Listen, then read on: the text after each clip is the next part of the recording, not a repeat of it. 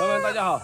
今天我来到了我一个朋友的养殖基地。上次那个鸽子，大家不是吃了说很好吃吗？鸽子，对。然后今天我专门过来看了一下，他这里是跟我一样搞的那种山养的，看到没有？有鸡啊，还有那些鸭呀，还有鹅啊，还有鸽子啊，都是喂在那个山里面的。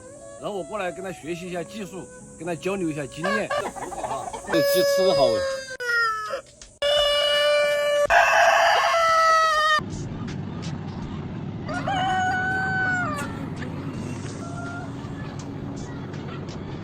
我们今天先杀了有200个鸡，鸡都在生蛋。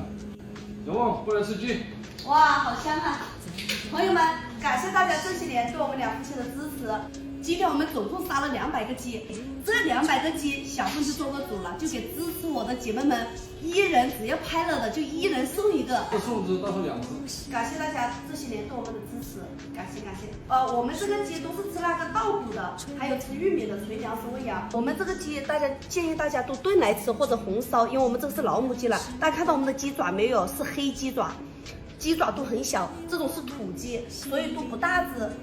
但是这种鸡的品种和品质是非常好吃的。你知道鸡要怎么吃吗？直接啃，那你吃哦，好香啊！